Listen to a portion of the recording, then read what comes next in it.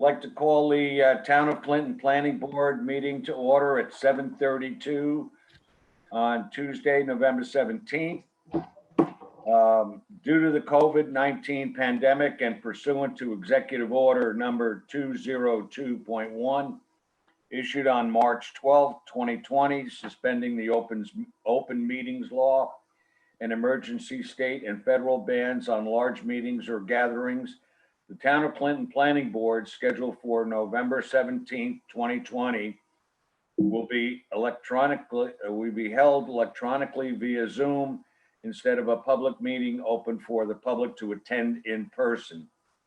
Members of the public may view the board meeting as it is live streamed on YouTube, www.townofclinton.com/government/planning-board/videos/.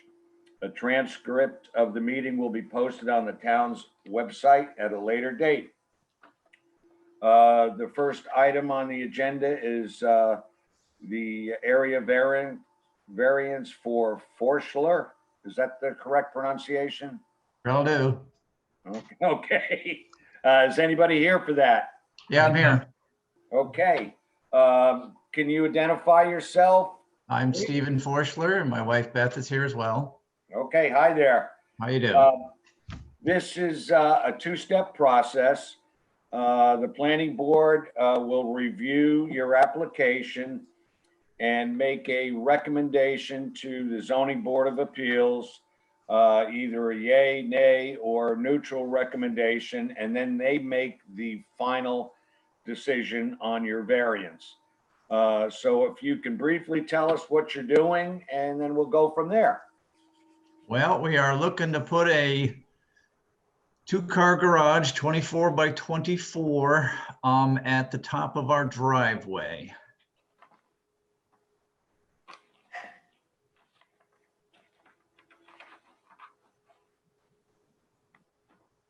Okay. That's it. Jerry? Yes, Jerry, are you there? I'm here.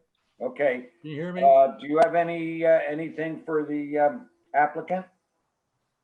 No, I'm familiar with the property and I reviewed the application in detail. And I prepared a motion if no one else has any questions at this point. Okay, yeah, does anybody have any questions for the applicant? You do see that it's very close to one property line on the one side there. Yep. Which is variance. Yep. Okay, Jerry, do you want to go ahead with your resolution? Okay, I will. I'd like to motion that the planning board approve the following resolution. Be it resolved, the planning board is making a positive, neutral, negative recommendation for approval to the Town of Clinton Zoning Board of Appeals on the requested area variance to section 250-23 for a side yard setback reduction to 16 feet for a 24 by 24 detached garage from the required 50-foot for property owned by Stephen and Beth Forschler, located at 85 Maple Lane, tax code number, zone number, in an AR5 zone. The applicant wishes to construct a 24 by 24 foot accessory structure within the 50-foot side yard setback made necessary by the location of the driveway and the grade of the property, preventing an increase in the side yard setback to more than 16 feet. The applicant is seeking a variance from section 250-23 as stated above. This is a 0.99 acre site located in the AR5 zoning district. The property is not located within the Ridgeline Scenic and Historic Preservation Overlay District. It's not in an ag district or CEA. It's know that is area variance is a type 2 of action under seeker, requires no further action. The site is on a Clinton Scenic and Historic Road, that being Maple Lane, must conform to local law number 3 of 2001. There's no DEC wetland present. With this lot line reduction, an undesirable change will not be produced in the character of the neighborhood or be a detriment to nearby properties as similar structures exist on nearby properties. Existing vegetation barriers and distance of neighbors' primary dwellings will minimize the impact. The benefits sought by the applicant cannot be achieved by any other feasible method. The requested variance is substantial. There will be no potential adverse effect on or impact on the physical or environmental conditions in the neighborhood. The alleged difficulty is self-created. The application fee has been paid for the zoning enforcement officer. That there are no known violations associated with this property. A consent form is signed by the owners is on file with the building zoning clerk. The planning board has received a letter of support from Robin Novak, who shares the property line with the Forslers, which is the subject of this variance. Now, therefore, be it resolved, the town of Clinton Planning Board, unless there's objections to the contrary, I would recommend a positive recommendation for approval to the town of Clinton Zoning Board of Appeals. Second. Discussion? Okay, all in favor, and just mention your name when you vote. Art, yes. Jerry, Jack, yes. Sarah, yes. Tracy, yes. Justin, yes. Oh, yes. Okay, so moved. Okay, you're all set. Just go, you'll be going to the, Arlene will give you the information. You'll be going to the zoning board with a positive recommendation from the planning board. Thank you. And that meeting is 12/3, if I'm not mistaken. Yeah. Yeah, the first Thursday. Okay, any other questions? No, that's it. You're all set. good Thank luck. you. Have a good evening. Thank Okay, you. take care. Good luck. Yeah. Okay, next item on the agenda is the Dempsey area variance. Is anybody here for this application?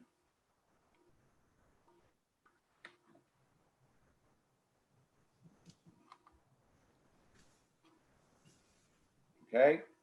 Hello. Hi there. You here for the Dempsey Yeah. variance? Yep. I'm Okay. Ken Dempsey. Yep. Okay, how you doing? Pretty good. How are you? Good, good. Again, this is a two-step process.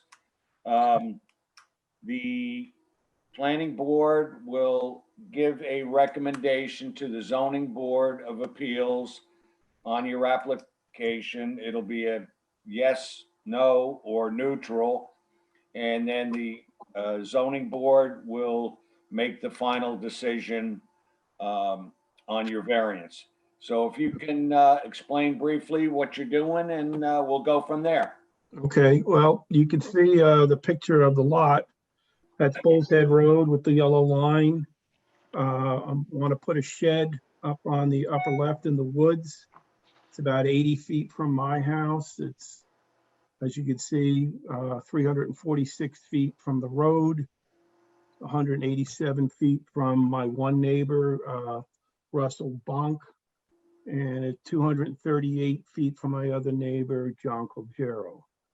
It's almost 800 feet from the back. In the back, it's kind of an estuary. You know, you really can't do anything back in there and behind the house. So I decided to put it here because on one side of my home, on the east side, it's very sloped and I can't put it there. Up on the west side, I have utilities, and then it's kind of ridges, hill up there. And, kind of goes up. So, and then I have a fenced in backyard that goes from right about where that pole is, straight back almost 200 feet, and then boxes around. I have a dog back there, and so it would be really hard for me to put it way in the back. So best place I could come up with without having any issues with the neighbors or whatever, and where it can't be seen, is up in the woods on the left coming down my driveway. You can't see it from the road. You can't see it from any other location because of the woods, So it's going to be used to store my garden tractors. I have one of those big leaf vacuum things, and that's one of my big issues, trying to get that in my garage. So my garage is packed with all kinds of things, and I have to, leave things outside. So I'm trying to get a shed. I don't have any other buildings on the property. This would be the first. So that's pretty much what I'm looking to do, is put a what they call a cottage shed. They sell them at Bayhorse, and have a door on one end so I can drive the little tractors in there, and then keep all my yard equipment in there so I can get out of my garage. So that's pretty much it. Okay. Justin? Sure. Does anyone have any questions? I mean, the reason we're here is because the new accessory structure is located closer to the fronting road than the principal structure. As you can see, it's not by much. It's not going to be visible. There's a lot of other constraints, I think, that are, make sense for the shed to be here.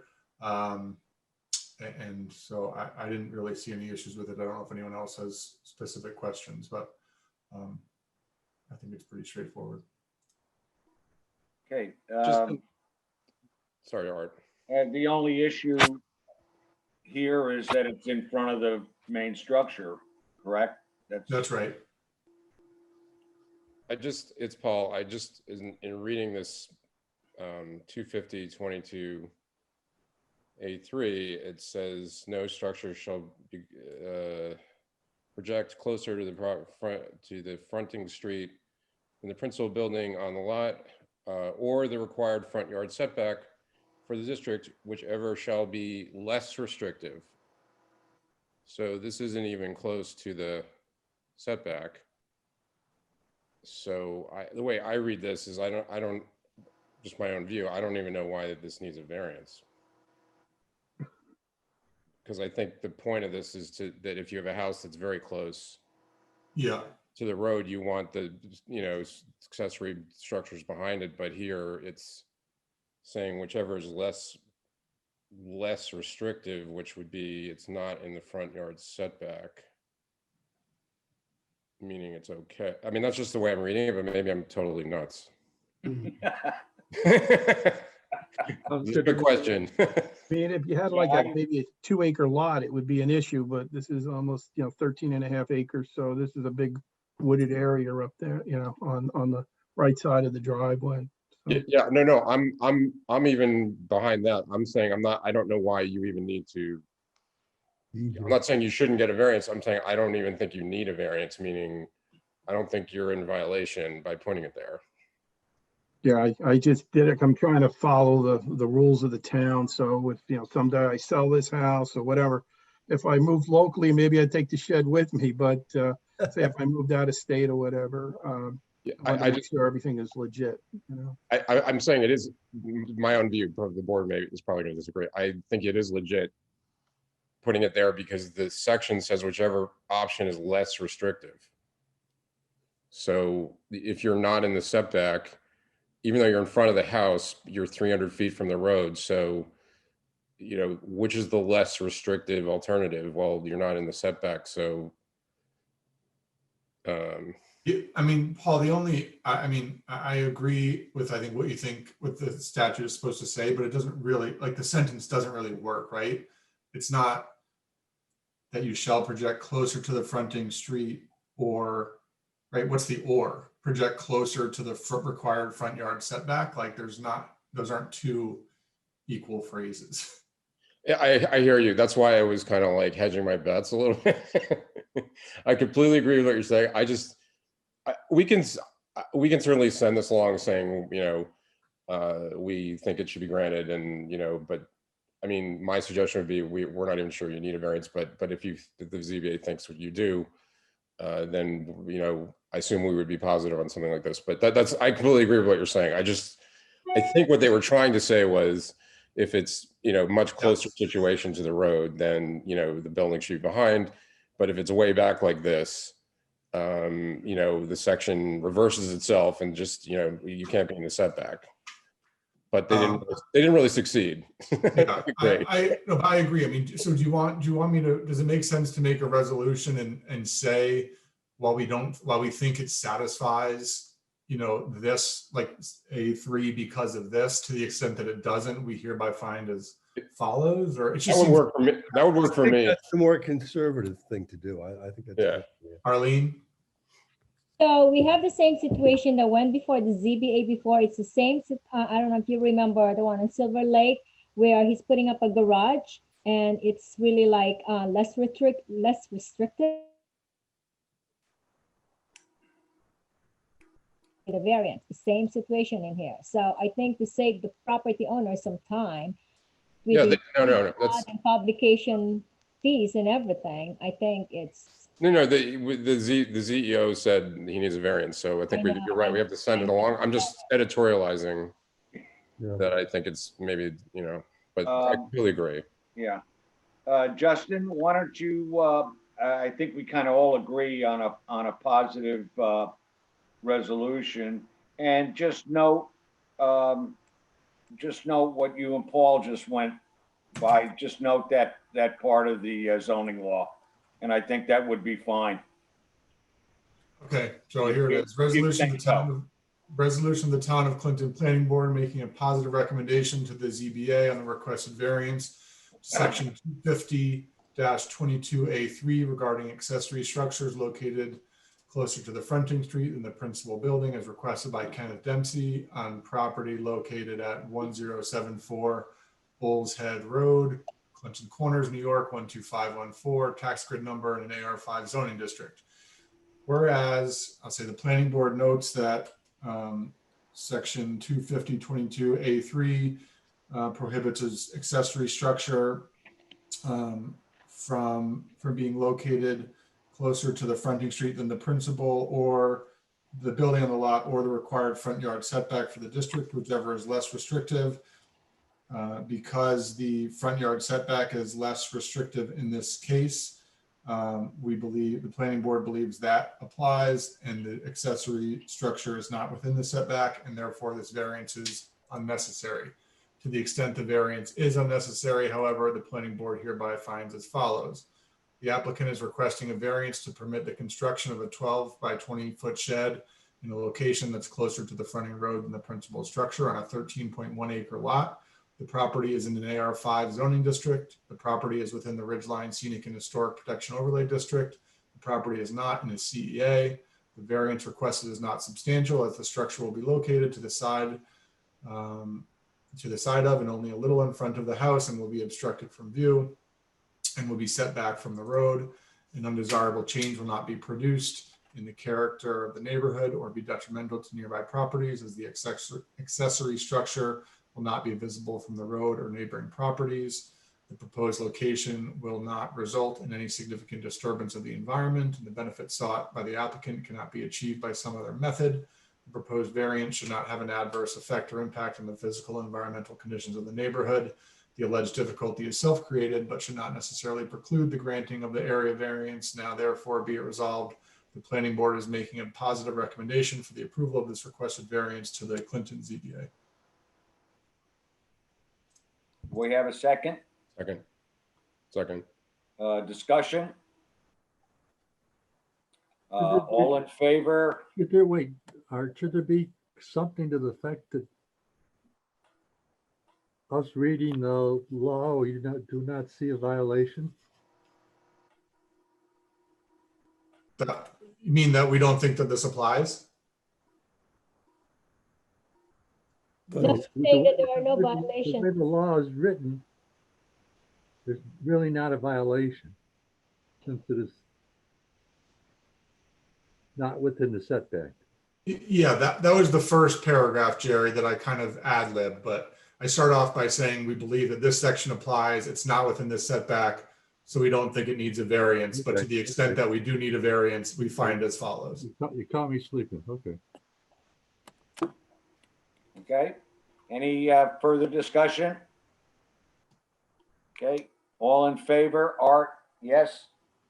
Jack, yes. Sarah, yes. Tracy, yes. Jerry, yes. Oh, yeah. Justin, yes. Okay, so moved. Okay, Mr. Dempsey, Yes, you're all set. okay. Arlene will get you set to go to the zoning board with a positive recommendation from the planning board. Thank you, Art. Yeah, I see you have me a date of December 7th, I think it is. December 3rd, December what? 3rd, the first Thursday. The first Thursday? Uh-huh. Okay, so that's, oh, so that's the 10th? No, No, December 3rd. 3rd. Okay, you got it. December 3rd. 7:30? Yes. Okay. Okay, thank Thanks, you. Arlene. All right. Bye-bye. Okay, next item on the agenda is the Fiero lot line adjustment. Do we have anybody here for that application?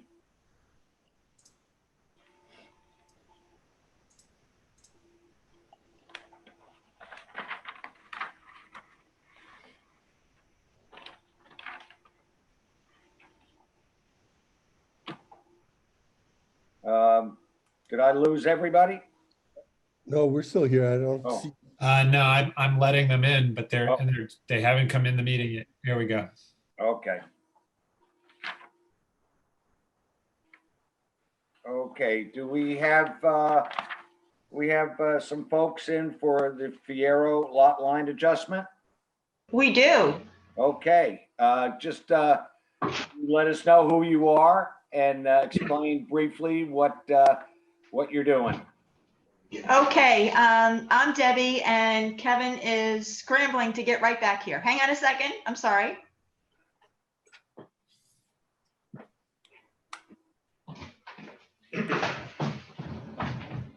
Here you go. Okay. And this is Okay, Kevin Vieira. all right. Explain briefly what you're doing, and then we'll go from there. Well, what we're doing is the property that we have next door to us. We are looking to take the 1.75 acre parcel that is behind both of us and add it to our present 1338 Center Road. Okay, that's on the map. That is the parcel in blue there. The parcel in blue is where we reside right now, correct? Okay, and you're adding the parcel that is in yellow to that blue parcel. Is that correct? Well, we're adding the parcel that goes behind us, not to the left of us. Yes, that in there. The new configuration. This is the line Lot over line. here that was removed. Yes. Art, they were before the planning board before, and they went for a variance, and the variance was granted. So now they're coming back for the lot line. Paul will explain it. Jack? Yeah, we went through this in pretty good detail at our last meeting. We made a positive recommendation on the variance. The ZBA had the good sense to agree with us. And it seems to me at this point, it's kind of ministerial, and I have a short resolution that approves it. But if folks have questions or problems, I certainly would want to hear that. I have a question on the map. not on the application itself. Never mind, I just answered my question. I just saw it, okay. See, this dotted line is the original configuration Right, over here. So now this is the new line, the orange and the blue one are the two final configuration.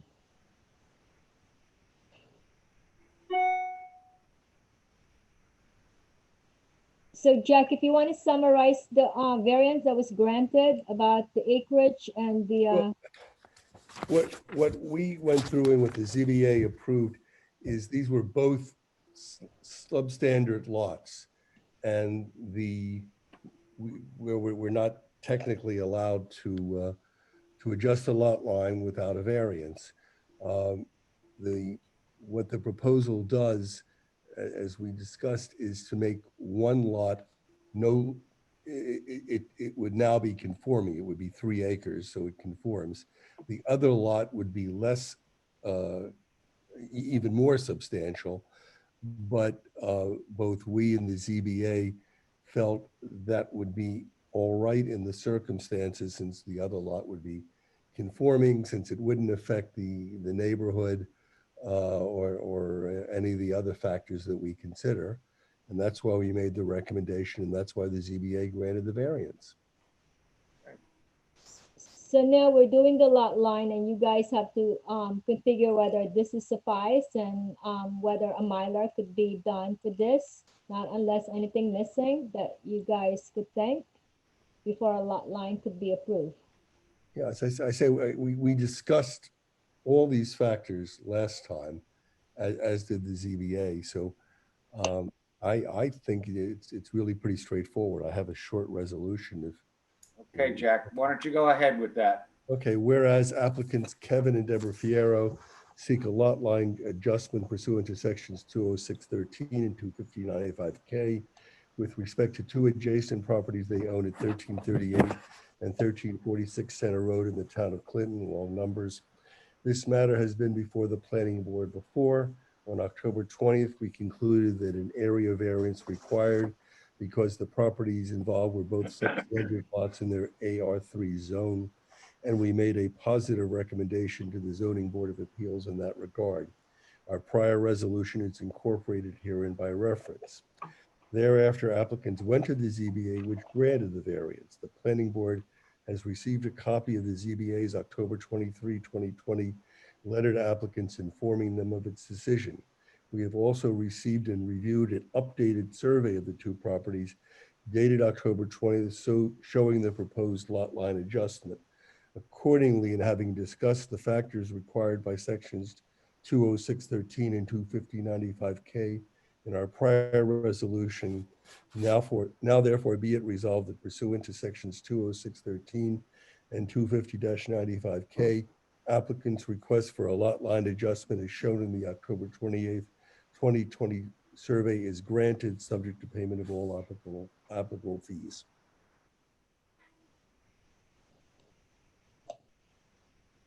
Do we have a second? Second. Okay, discussion?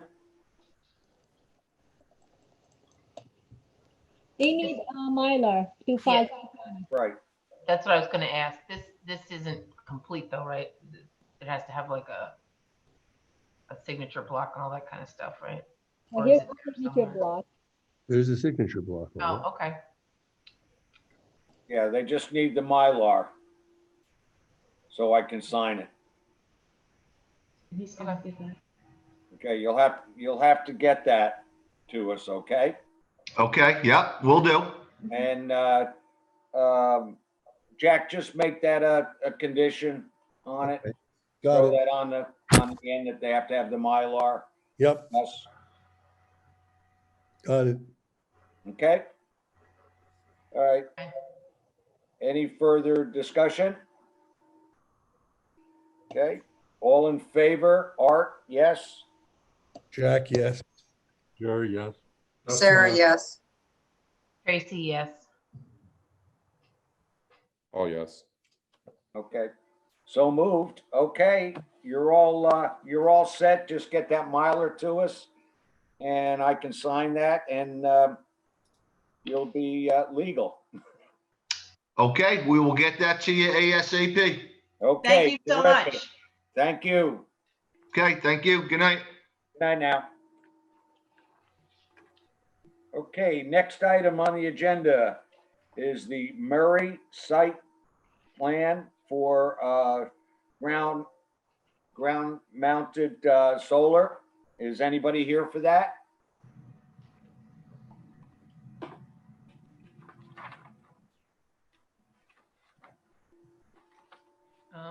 There's 3 of them. The lady's name is probably Laura Lee Rady. Laura Lee and probably Erica Essie stuff.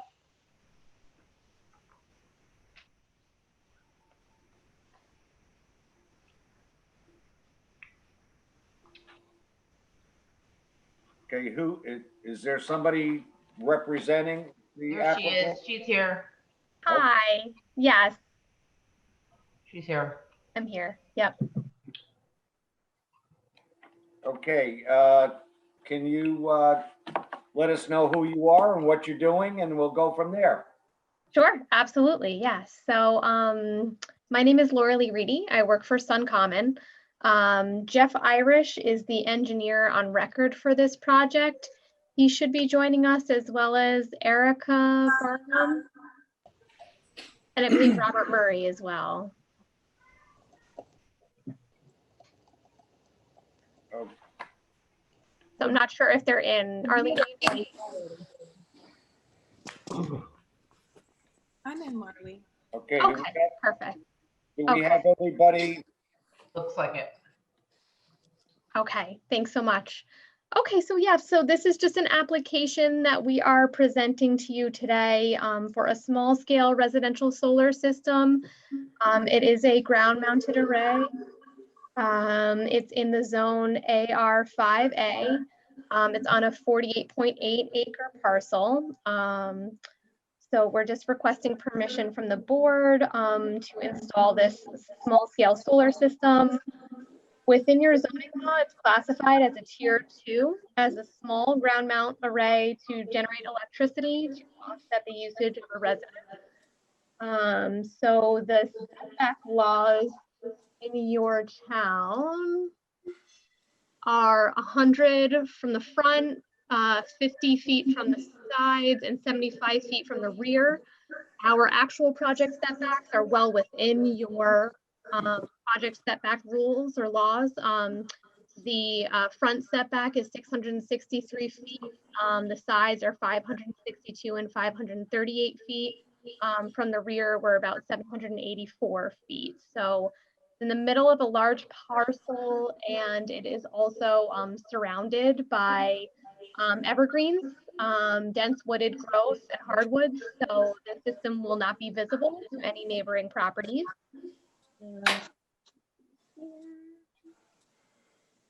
So yes, also the height of the system is under 10 feet tall. Your zoning law requires that it's less than 15 feet. So we are also well within that. And this would be classified as a type 2 action under seeker in 617.5C part 12, as this is a minor accessory structure on a residential property. And then if there's any other questions about anything, or if there's any other information you'd like for me to present, I'm happy to answer any questions you might have. So on all of the paperwork, I don't think you have the right address. Oh. You're saying it's in Clinton and it's in Rhinebeck. Okay, I'm sorry about that. We will get that correct. Gotta fix all that. Okay, we will definitely correct that for you. So it's like on the the short form EAF and the on the drawings and everything, yeah, all the paperwork you want. It says Clinton. It should the town of Clinton. But sure, but it's the actual address is Rhinebeck. Okay, we'll get that fixed for you. I can submit everything for you with the correct address. Sorry about that. Okay, well, other than that, it seems very straightforward. It's in the middle of almost 50 acres, surrounded by plenty of shrubberies and things to keep it hidden. I don't see any issues, and it seems really straightforward. So I guess what we want to do, Art, is go ahead and declare ourselves lead agency for seeker. It's going to be an unlisted, uncoordinated action. So I think the only two places we need to circulate any information to would be for the fire, right? And I was thinking the CAC maybe too. What do you think? Yeah, that sounds about right. Excuse me. Hello? Yep. Hi, this is Jeff Irish. Hi. I'm the engineer on the project. I believe under seeker, this would be a class type 2 action under 617.5C12. Okay. Minor accessory structure to an existing residential property. So they're making a distinction because it's a minor structure. Excellent. We don't have to do seeker. Yeah, 617.5C12 lists some examples of minor accessory structures, and they're all similar things to this, like sheds. Can you give me that? Can you give that to me again? Yes, it's 617.5C12, which is the list of type 2 actions under seeker. Okay. All right, well, so if we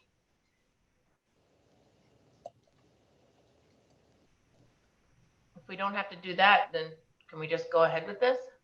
I believe it would save you some work. Well, Tracy, the local law requires that we do site plan Right. review, which also includes a seeker review, and also includes a hearing. So that's what our local solar law says. So it's not going to be a very onerous seeker review, but it does require it. And it may be true that the law should be amended to say this is type 2, but it doesn't really say that. So we've been holding hearings for all of these. This one seems almost, almost perfect in terms of how it's set up. I don't think anybody's going to object to this, but I mean, we have held hearings on all the other ones we've done, and site plan review doesn't give us discretion to waive the hearing. So I think, we're going to have another meeting where this is, where we have a public hearing, and then we can, go ahead and approve it. Okay. Yeah, I just wanted to give you that option because the state. Yeah, I mean, it makes complete sense what you're saying. It's just, I don't think we have the option though. Okay, I understand. Stacy, we can set the public hearing. Okay. Ourselves lead agency, you set the public hearing. How much time do you need, Arlene? it depends whether it's going to be coordinated or uncoordinated. Coordinated calls for 30 days. It's uncoordinated. Uncoordinated. So, can we do it in 2 weeks? but hold on a second, because the regulation calls for number 5, letter D, the square footage of the ground mounted panel shall not exceed the principal building footprints. I think we have to make sure that everything, all this category, the square footage and everything, that it doesn't. For the square footage of the array, it's 2 arrays, each consists of 36 modules. It's 653.5 square feet per array, for a total of 1,307 square feet for the entirety of the array. Should be less than the dwelling. Let me get the dwelling square footage for you really quick.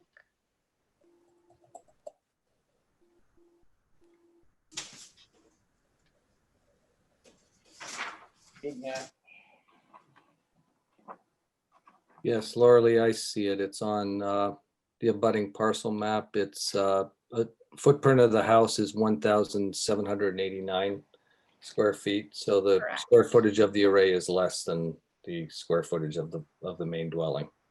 Yep, that's correct. Yep. And that's on the abutting parcel map that we're looking at right now. Yep.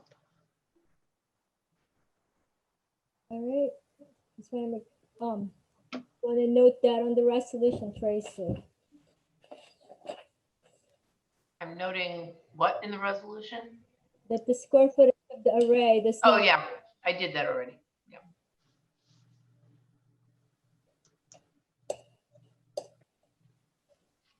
All right, we could do the lead agency and the interested agencies. So, well, can I make a resolution to declare ourselves lead agency in this matter? Yes, yes. Okay.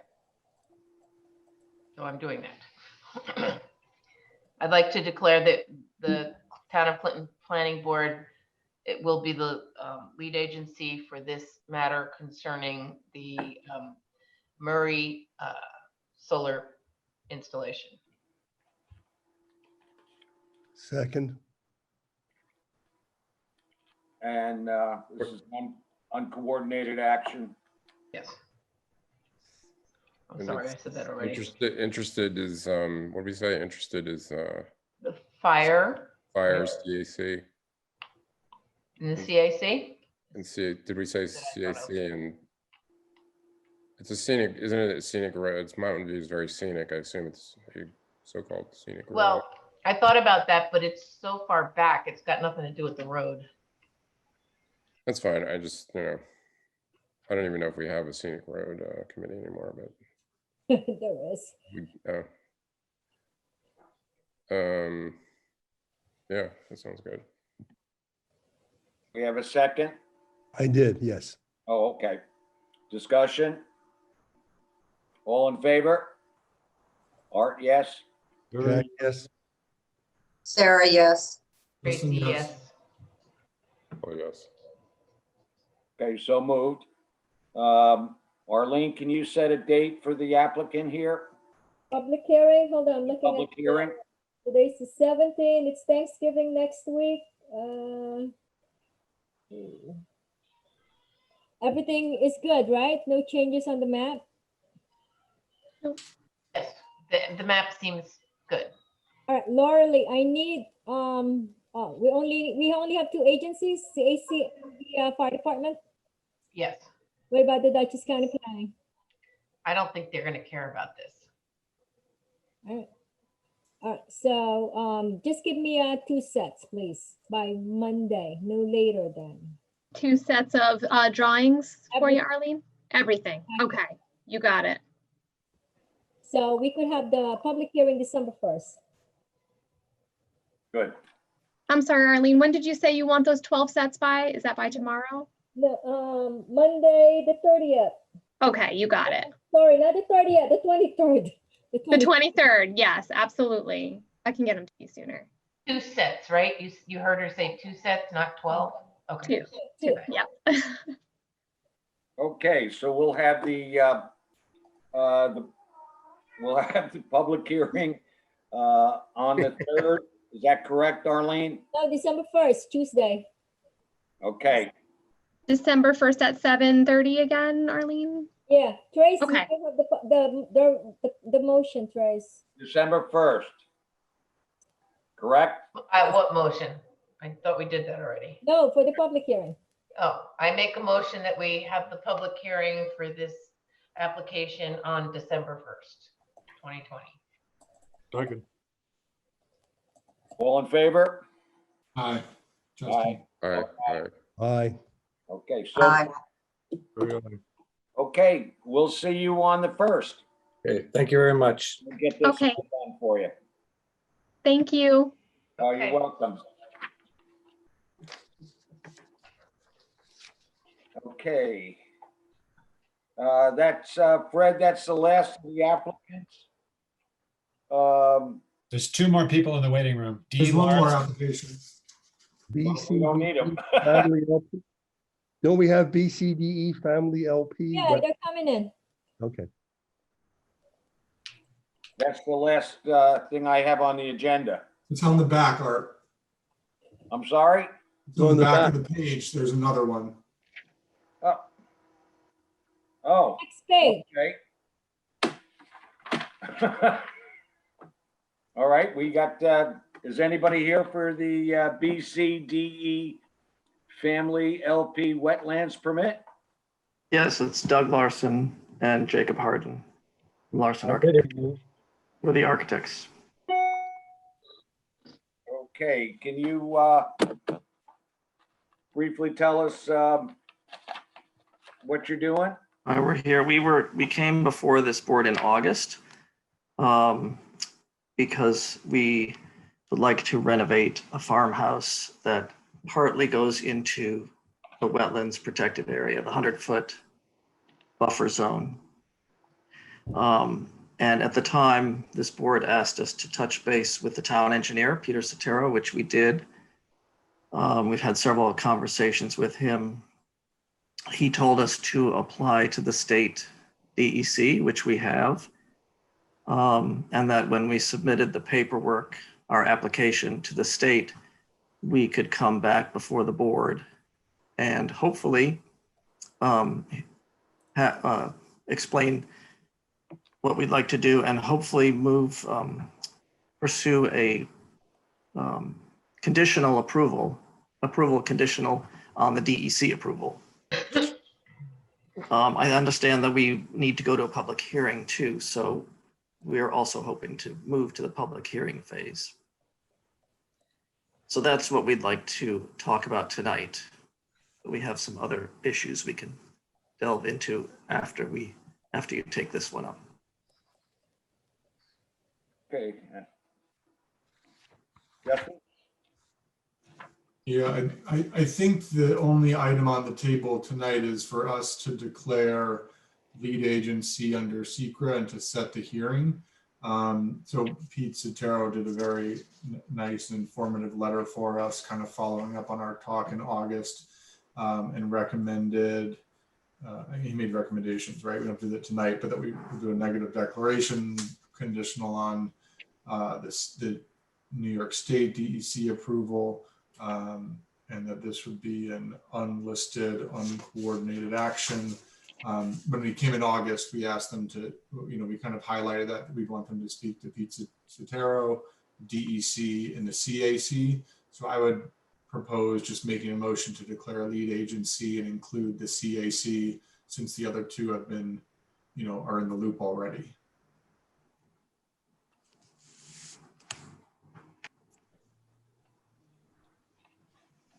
Does that make sense? Mhm.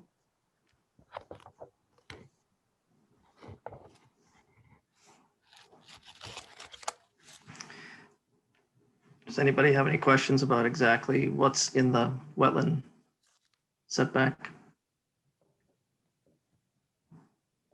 Yeah, why don't you give them a summary of what you said going back? Okay. So Arlene, maybe you could blow up that plan over on the left where the house is shaded dark gray. And maybe, yeah, that's good, perfect. So you can see the pond, the wetland flags at the edge of the pond are those circles up along the top of the screen. And then the setback is dotted there, the 100-foot buffer zone is dotted, which travels right through the corner of the house. So what we'd like to do is renovate that end of the house and do an addition, which goes into the 100-foot buffer. We're going to need to do a little bit of excavation. We need to fix a stone wall that's there. And then we would also like to, there's a shed that you can see just north of that, bedroom wing that we'd like to move over out of the buffer and repurpose as a pool house. There's also a little bit of trenching that's going to need to happen in the buffer. You can see that sort of in the middle of the screen because we need a new septic infrastructure for the entire property. So that's what you see down at the lower part of the screen is 2 septic fields, which Rennie Engineering has prepared drawings for. Those are out of the buffer, but we need to reconnect the existing structures to the new septic system, which means a little bit of trenching in the wetlands, 100-foot buffer. So really 3 areas of disturbance: the trenching for the septic line to an existing apartment, the excavation and addition for the master bedroom wing to the farmhouse, and then moving the shed out of the wetlands buffer. Those 3 are the major things that are in the buffer.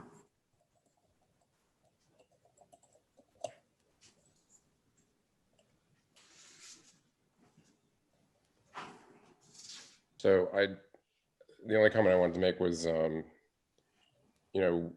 law doesn't require a hearing for these things. But I agree with Justin about the CAC referral. So maybe to give them time to look at this project, we would maybe put it over to the next meeting anyway. So a hearing doesn't really, set it back very much. But I just thought I'd point out, Pete said in his memo, set the hearing, but we're not required to set a hearing if we don't think it's, worthwhile. But it might be worthwhile here.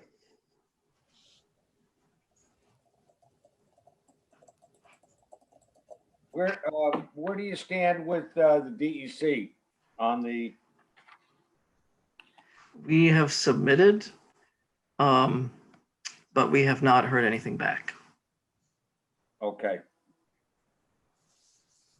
And there's apparently there's a backlog because of the examiners have been repurposed as contact tracers, but we're hoping that the engineers, Rennie Engineering, are checking with them. So we're hoping that as soon as they reply, we can settle with them. And then we've talked to the building inspector, and he said he would issue a permit as soon as the DEC permit comes through, pending, if you gave us a conditional approval, we could move right to building permit once the DEC approval came through.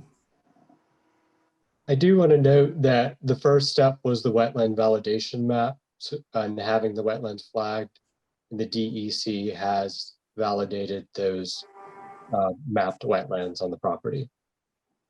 So we do have action from the DEC on that component.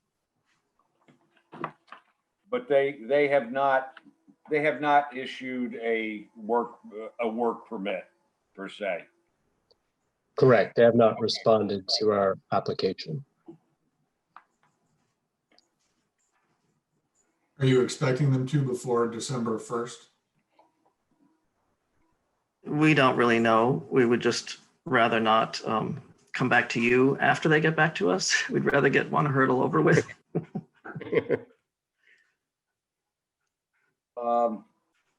Well, having worked with the DEC on permits myself, if they do not issue a work permit, we're kind of stuck here.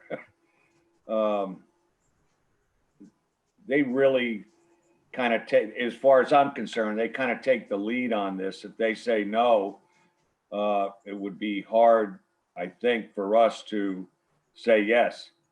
But you seem to have done an awful lot of work. You've got them flagged. They'll probably, I would imagine, come in with a set of standards that you would have to adhere to during construction. Rennie Engineering has already prepared that erosion and sediment control plan. But they haven't gotten back to you with what they would want. No, and it was Peter's opinion was that they're not going to have a problem with it. It's all maintained as lawn, and there's a steep slope to the pond. It's really not. There's no wetlands vegetation between the house and the pond. That's why the wetlands boundary is right at the water line. Right. We could look at the aerial photograph if that helps. I think it's, Jacob, is it the second or third page in our set of drawings? I believe it's the second page.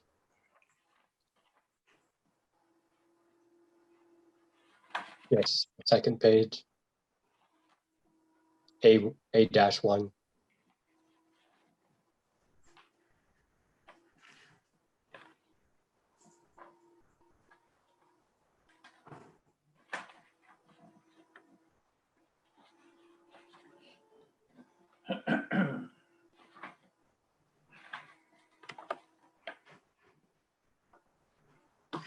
The building inspector has been out to meet us. And, we talked about, well, we could start on the project out of the 80% of the house is outspectored. Would rather not dig the foundation twice.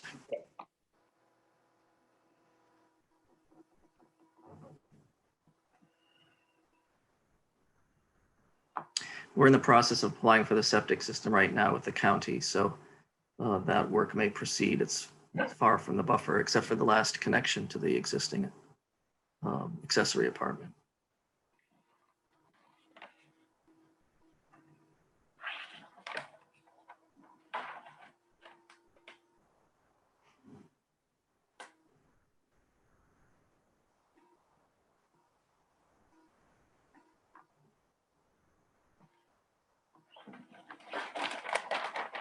Well, what does the board think? We can do lead agency and set a hearing, or I guess the other option is to declare lead agency, issue a negative declaration, and then I can try to formulate a conditional approval.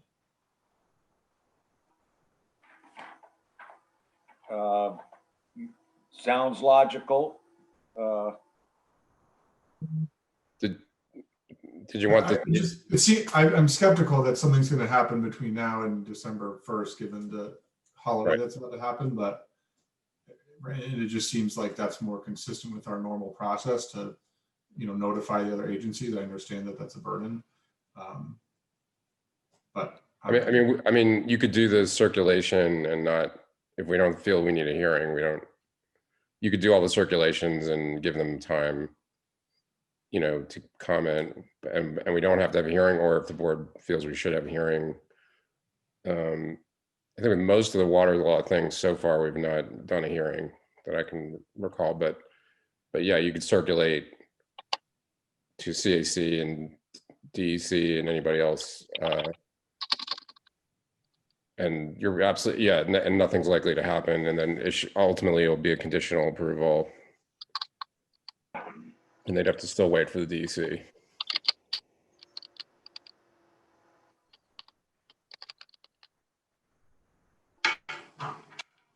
While Arlene's looking, I can might as well raise the other issues unless you'd like to continue. I'm sorry. Doug, is it from the old submission or the last one? It was the latest submission, the Dropbox link that Jacob sent. Oh, did you send me the PDF? Jacob, did we send PDF or just the Dropbox link? We sent the Dropbox link. I can forward you the. I did not download that link. Okay, hold on. Jacob can forward it to you right now so you have it. Okay, I could find it right away. So I'll use the downtime while we're waiting. The other issues are, you'll see when you see the aerial photograph, there's an A-frame structure. This property used to be a camp. So there's an A-frame structure that must have been used by a counselor or a nurse or something, and the owners would like to demolish it. And it's our understanding, after looking at the town website and the town codes, that we need to go to the planning board to apply for demolition of a structure. But it's not clear to us what happens after that, because there's also a building permit application to demolish, which is different than the planning board application to demolish. So we're looking for some guidance from you folks as to what the procedure is. And if we need to come back to a meeting for that, or you tell us what we need to do to demolish that A-frame. It's not a historic structure unless you have a special view of the 1960s. There's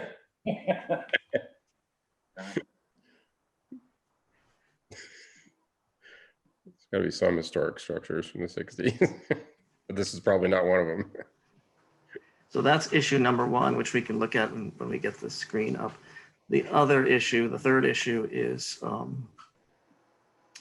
the shed that I was referring to that we'd like to move out of the wetlands.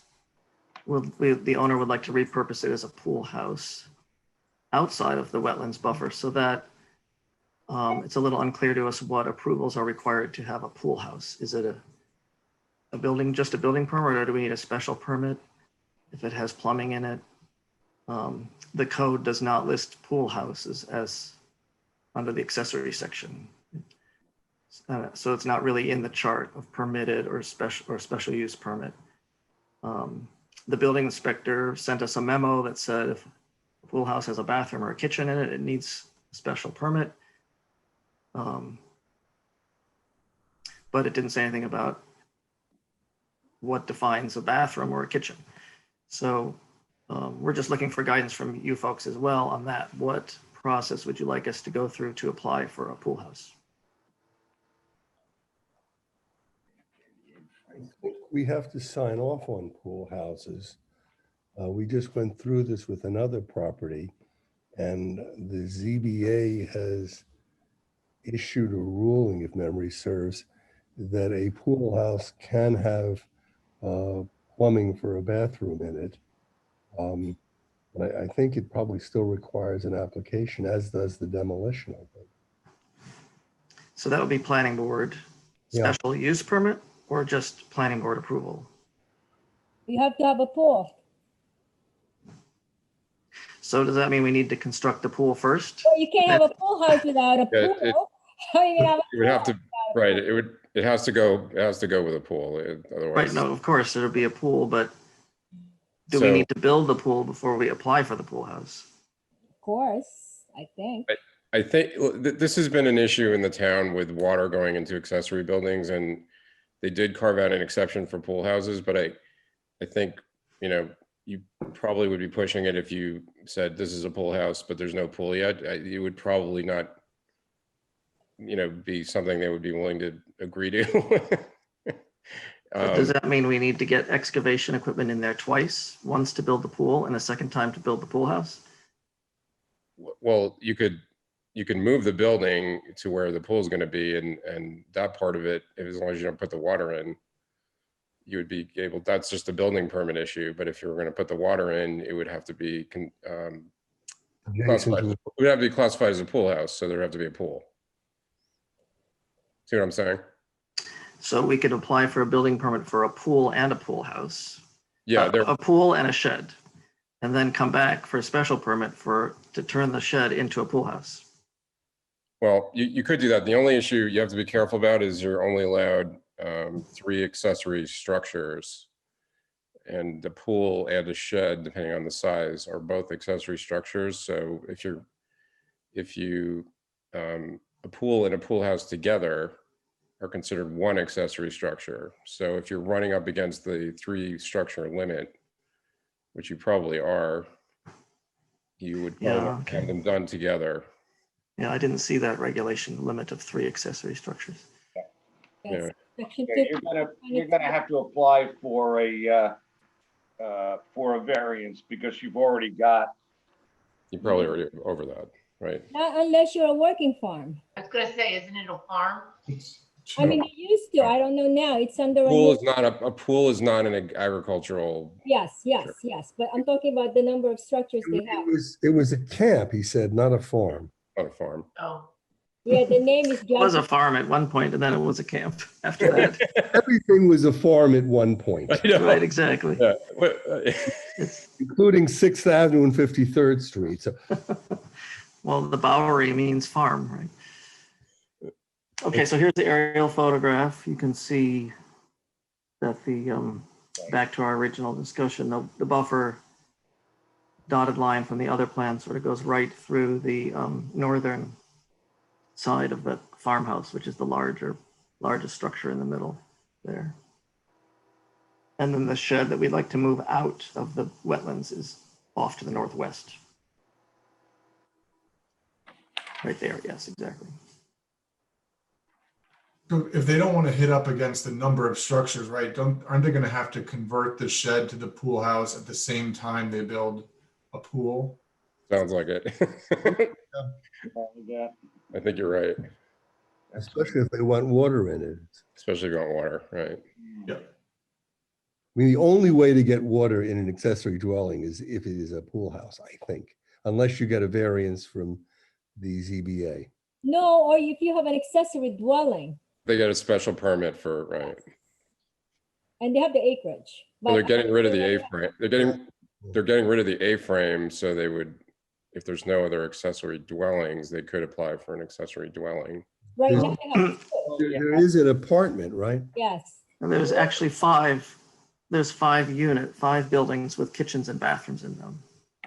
Ah, So, But they're abandoned, aren't they? I mean, they haven't been used for anything for a They're while. Right? grandfathered in. well, the house has always been used. The garage with the apartment above has always been used, is still in use. No, but I mean, has anybody lived in these apartments in the last 12 months? Yes. Mhm. Oh, they have? Yes, people are living in them now, yes. Mhm. Okay.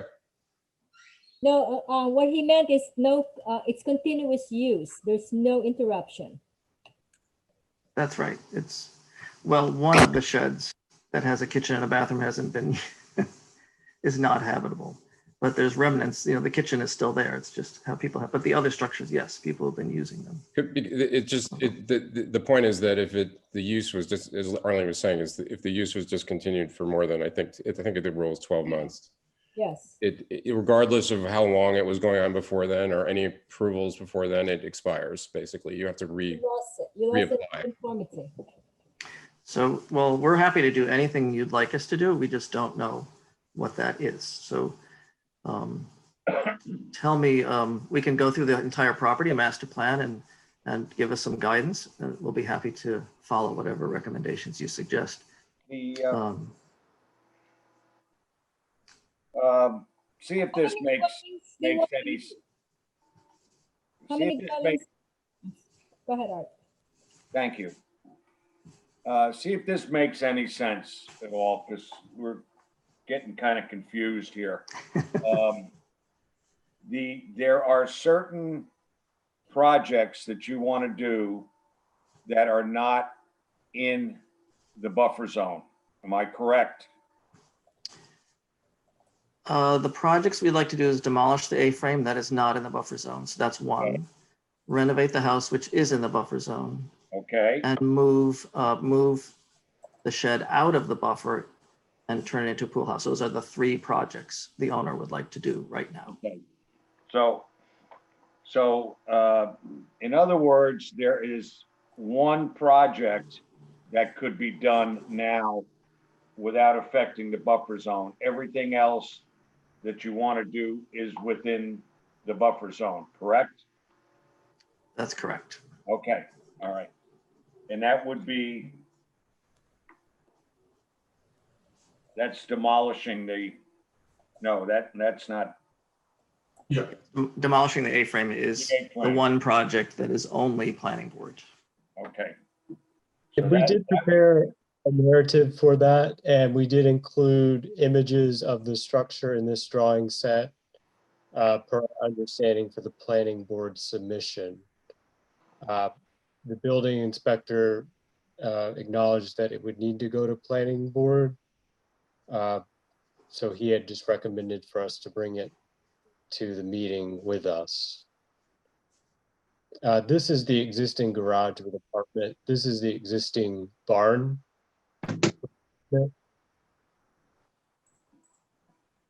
I think the next page is the A-frame, Arlene. Showing the garage with apartment. Mhm. And the barn with apartment. Oh, that's the shed that we'd like to move out of the wetland and repurpose as a pool house. First a shed, then a pool house. This is the A-frame. Right. So isn't there way more structures on this property already than they're allowed? Yes. Yes. Is it considered grandfathered? That's the Yes. question we have. Well, Um, let me follow this line of thought for a second. There is one project that you can do without a wetlands permit and the DEC approval, okay? And the rest of the projects all hinge on a approval from the DEC and the town's wetland water law permit, okay?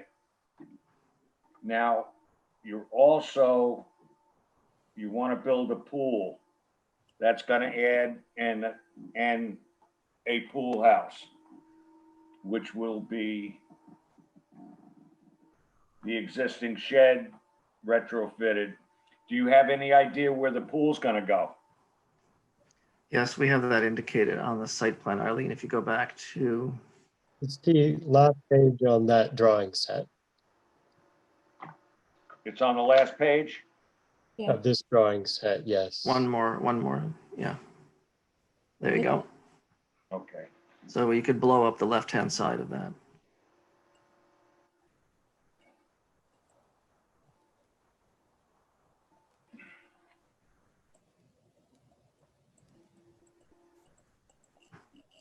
This one? That's right. So the pool is sort of the oval shape there behind the house, and the relocated shed is just off to the northwest. Are they gonna have to get variances for their number of accessory structures for the pool and the pool house? Yeah, I mean- you're gonna need variances because we're over the limit here of three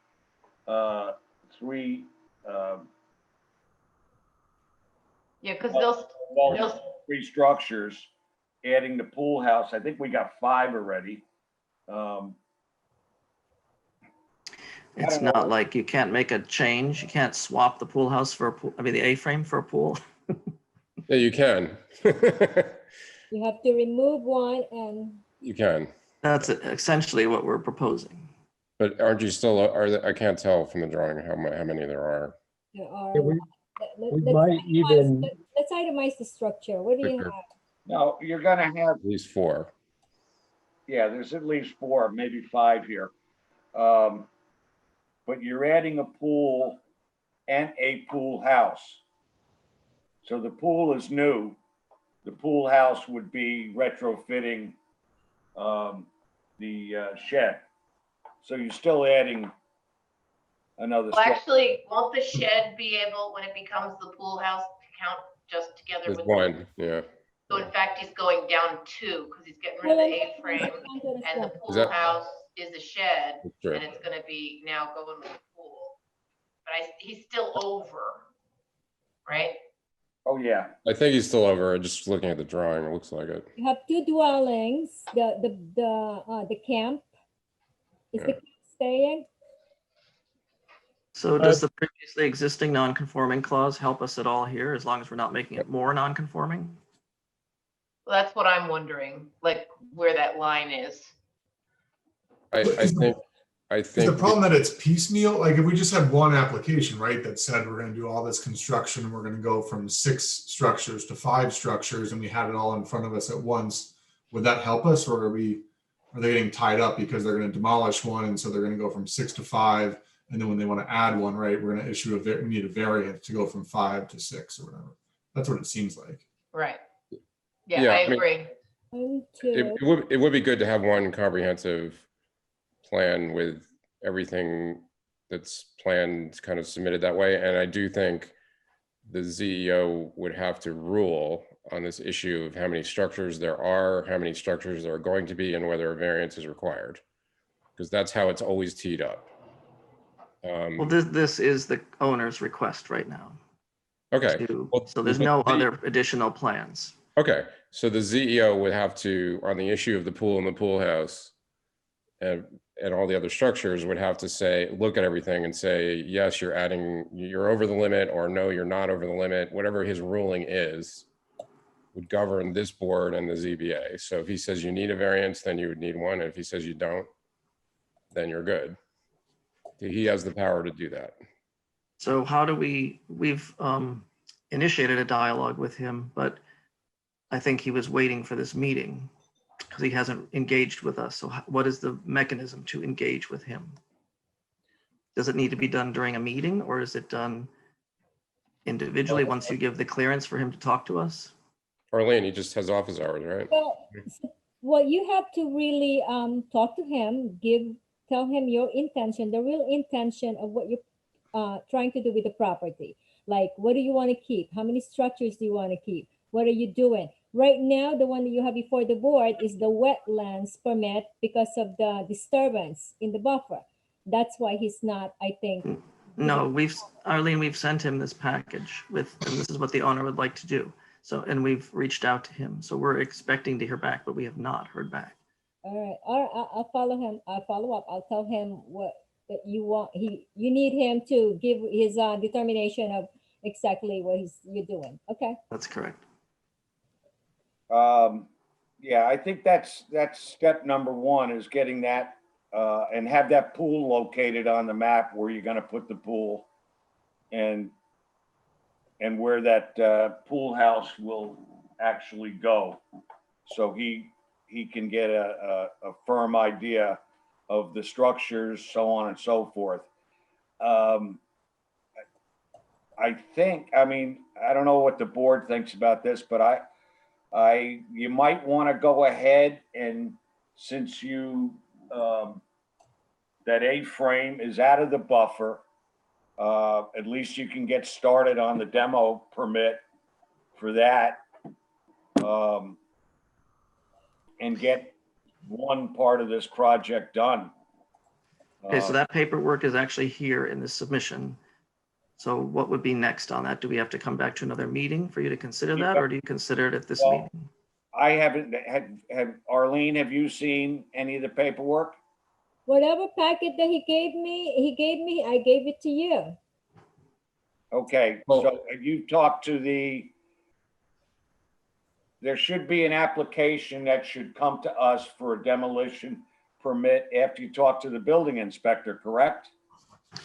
We assumed it was the other way around, that we come to you first, because there's. No. Well, yes, so we did talk to the building inspector, Michael, and they sort of, and Peter acknowledged that it would need to come to the planning board. So that's how we came here today, and we filled out the planning board application aspect. And I fielded the question to Michael, which maybe you're confirming, is that he has to give a rejection on his application. So I guess that's we haven't really we fielded that question to Michael, but we haven't had confirmation. I think we just met Michael and we realized he's new and he's still learning the ropes. So sometimes when we ask the questions, we don't get an answer right away. So to the board, am I correct in saying we need an application for a demolition permit? It is in here. The demo, well, here. I have one. I have a demolition permit in my packet. I think the issue is that it was not teed up for us that we were dealing with a demolition permit tonight. Right. Exactly. It was just in the packet. It's not on the agenda as a demolition permit. Oh, okay. But there's been no public notice that there's a demo. Sorry, Art. Okay. So we're happy to come back. We're trying to get clarity on what the process is. Yeah. So they met up with the town engineer and the building inspector. I think that's what happened. So, and I don't know what happened to it. So that I didn't realize that you wanna demolish the A-frame now, sitting with the wetlands right now. Because the building inspector didn't say anything about you guys are gonna be demolishing it now. So that's why you're not on the agenda for the demolition. Okay, we can,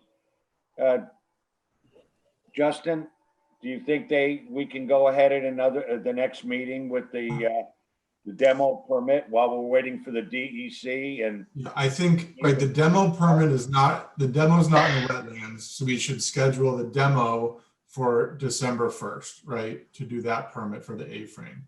I think we should just do the lead agency for secret and do a public hearing on on the renovation. That was the agenda item for tonight, right? Just do that also for December 1st, since they've got to come back anyways for the demolition.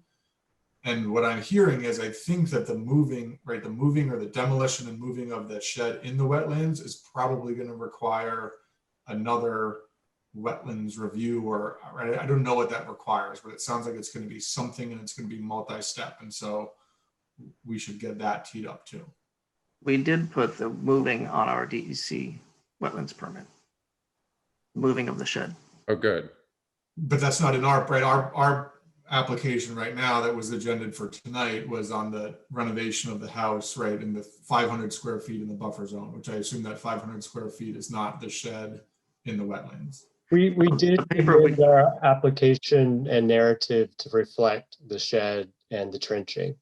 So we updated our narrative for tonight on our The paperwork we submitted 2 weeks ago was this paperwork, including the shed and the A-frame and the demolition. You only need one wetlands permit, Justin.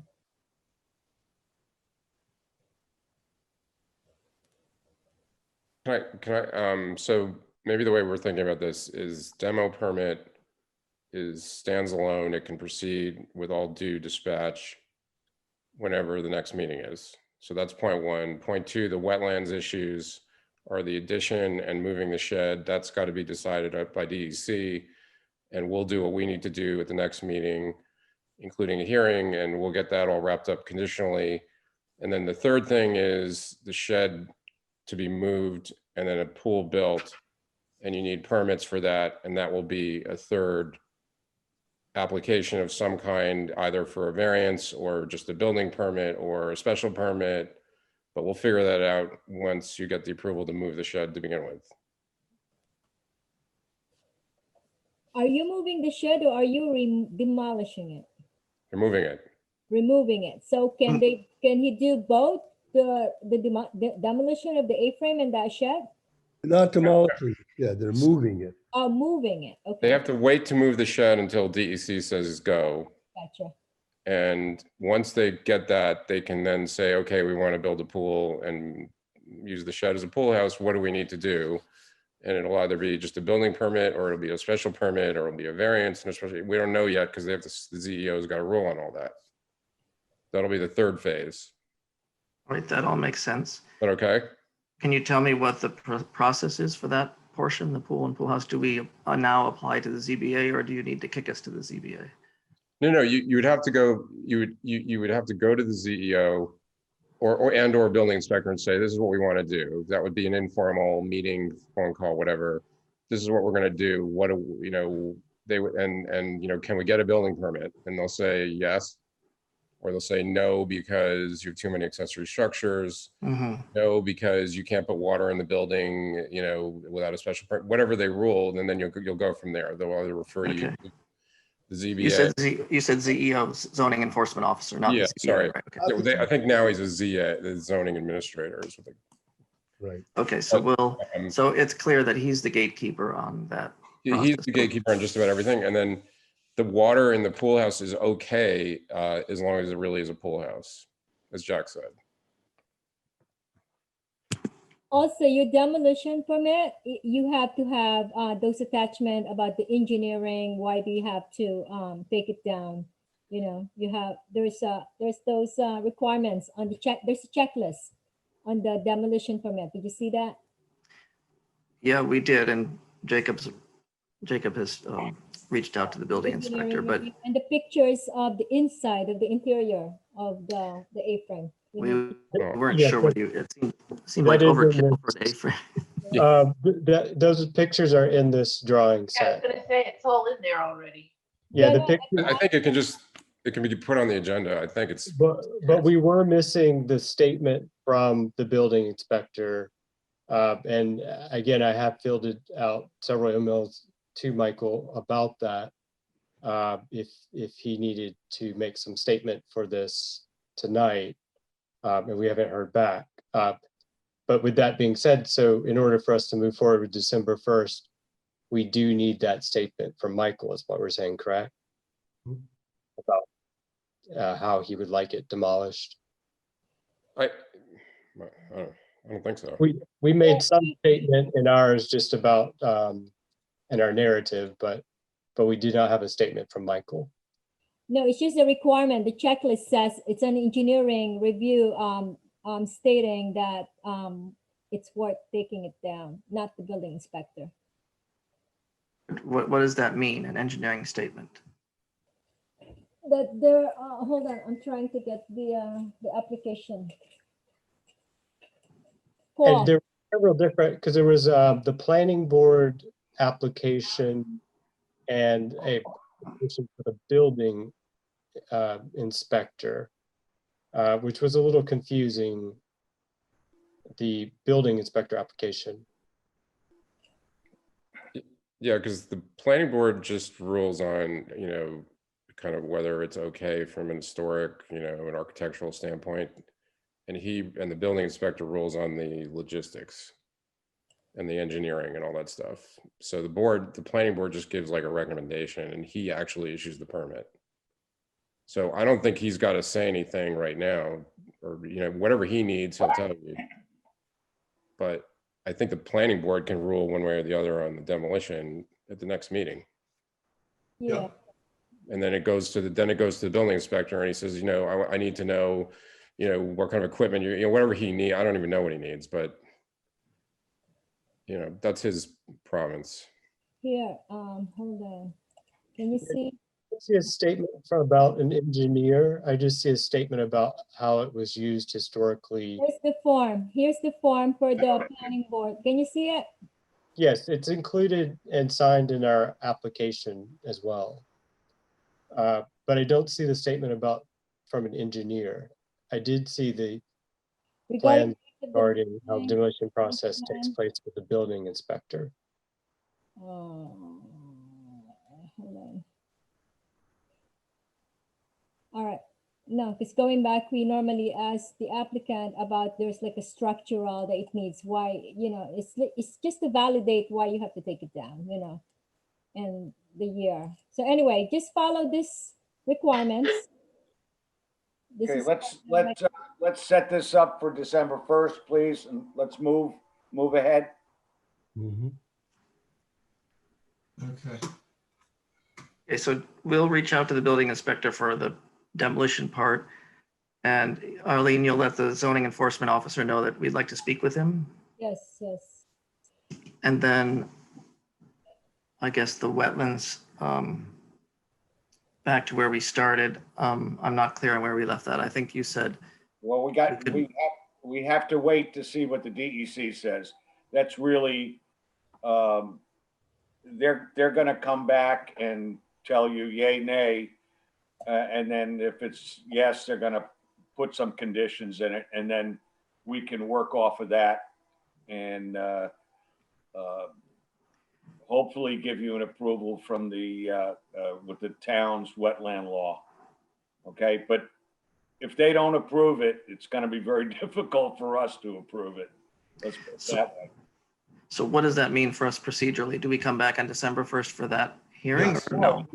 You get the information from the DEC, and as soon as you get it, you come back to see us. Okay, so we wait for the DEC, then we submit it again 2 weeks before a meeting, and then we come to you again. Right. Let us know when you get any information from the DEC, and then we can schedule you for a meeting. Okay? I thought we're going to circulate this to the agencies.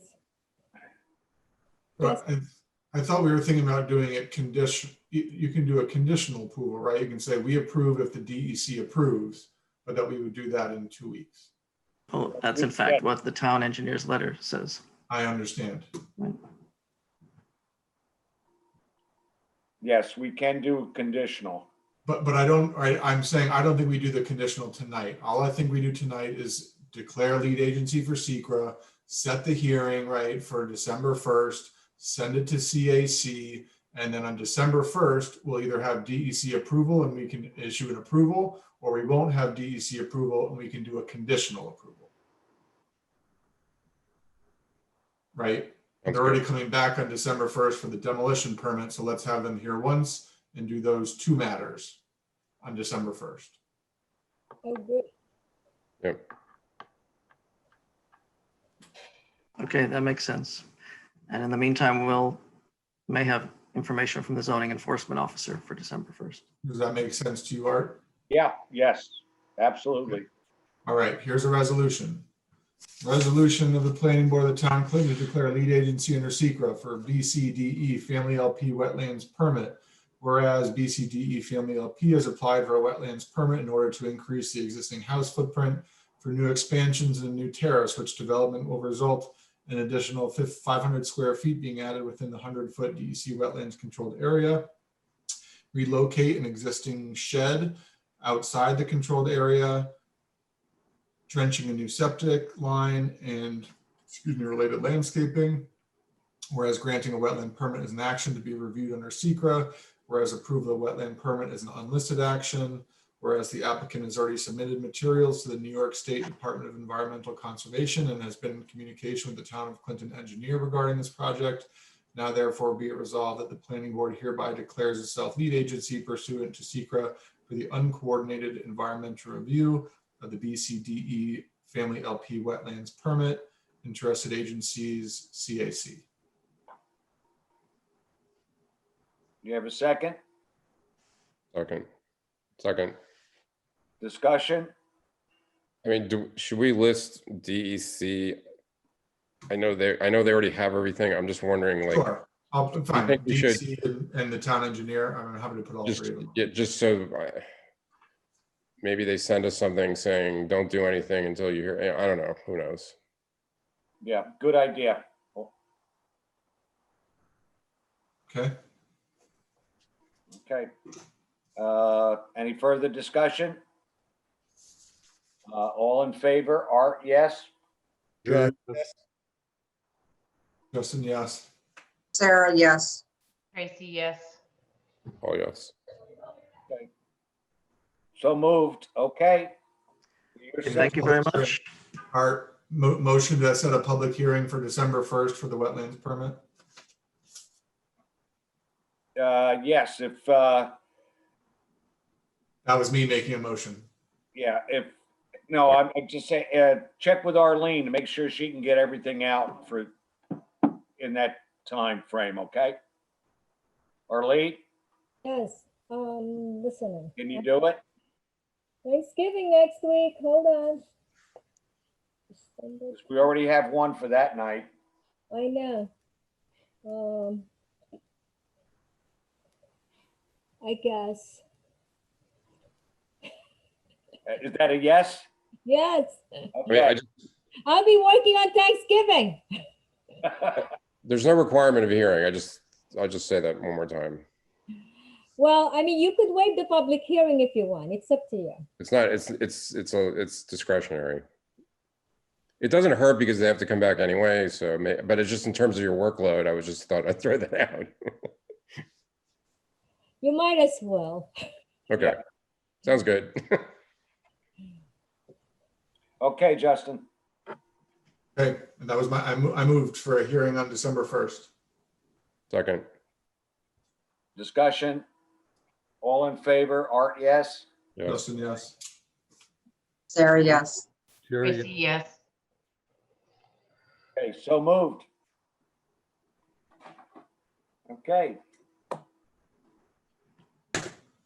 Okay, thank you, gentlemen. We'll see you on the first. Let us know if you get any information from the DEC. Keep us informed. We will, thank you. It should be. Doug, I need two complete packet of everything for the interested agency. Okay. Take your time. Don't forget to put the location of where you want that pool, okay? Okay. Give us an idea where it's gonna be. It is in the drawing set on that set. It does show It was on there. it shows the location of the pool. Okay, good. Thank you. All right, see you all on December 1st. Thank you. Okay, have a good Thanksgiving. And you too.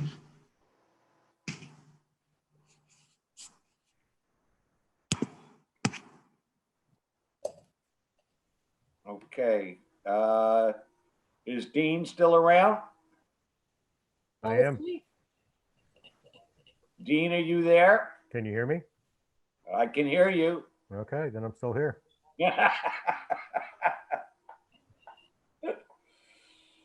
How are you, sir? All right. I had my headset on, and last time I tried to use them, I didn't have a mic in the headset, so it cut out the voice. So that's why I was questioning whether you could hear me or not. You're coming in loud and clear. Alrighty. So you have news for us? Well, I mean, the last meeting last week, we passed the Airbnb hosted, non-hosted, law. And next meeting in December, we have a public hearing for the farm event law. So those are the two hot topics.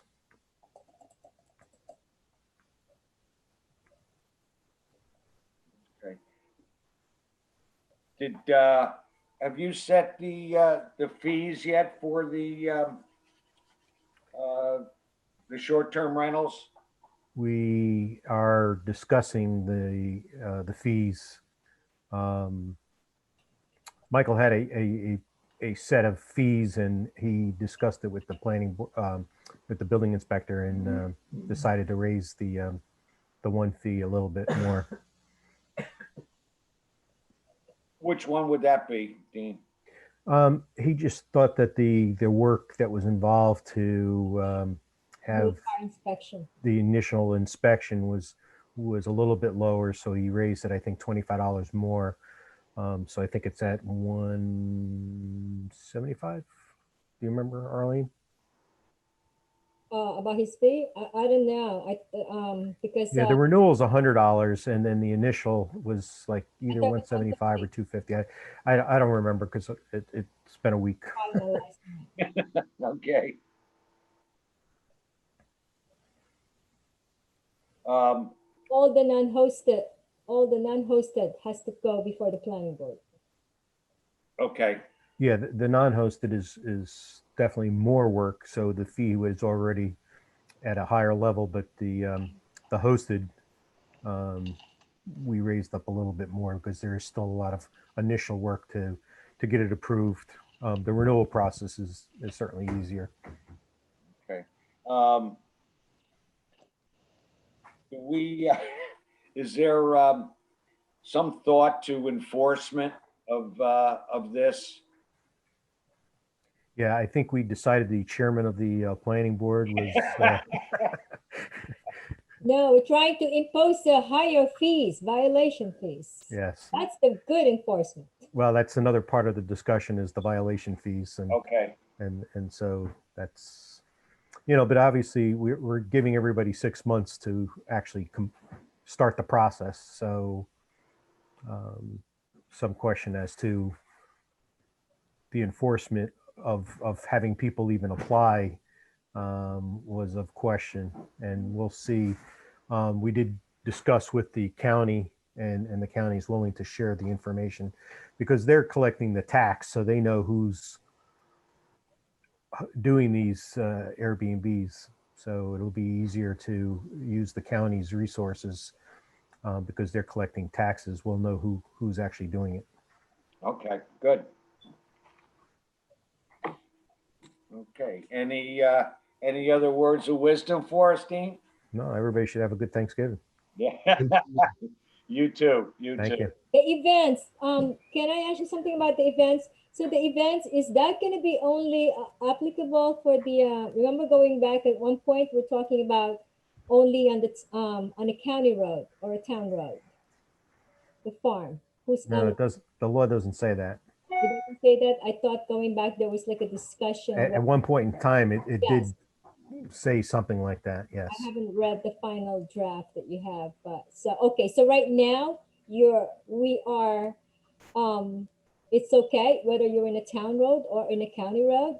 Yeah, I haven't reread the product that was developed last February, but that was the last modification that we made was the last February, which Carol, I think, already posted to the website. So everybody should have access to seeing, what the actual language is. Because I just remember going back about the issue and the concern about whether you're in a town road or a county road, how will it affect your neighbors and everything, so. Yeah, the problem is ag has some exemptions, and if you wanted to limit, I think we would lose in court, but if you wanted to limit certain places like the Clinton Winery would not qualify. Well, And I think they would have, 9G, they have frontage on 9G. what's that? Are you talking about Adrian's Farm? They have 9G. I'm talking about Clinton. Clinton. Clinton Winery would not qualify and would be in violation. But so I think we would lose. I would think that we would lose that case if we try to limit them.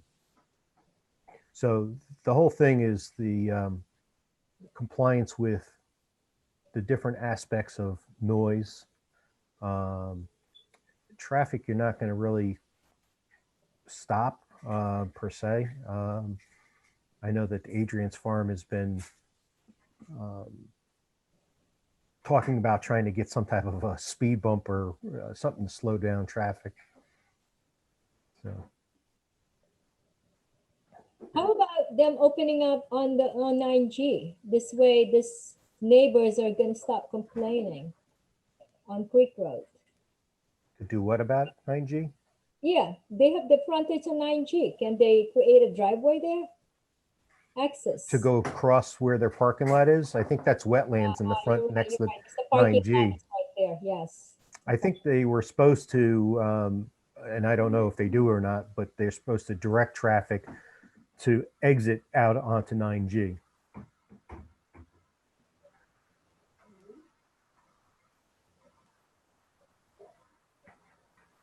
Okay, anything else for Dean? Okay. All right. Everybody have a good Wonderful. Thanksgiving. Yeah, have a good Thanksgiving, Dean. Take care. Good night. All right, Art, I have other stuff there, Art. What? The minutes. All right. All right, Jerry, Jack, Justin, motion, please. Make a motion to accept all the minutes. Second, Second, Justin. Discussion. All in favor? All right. Aye.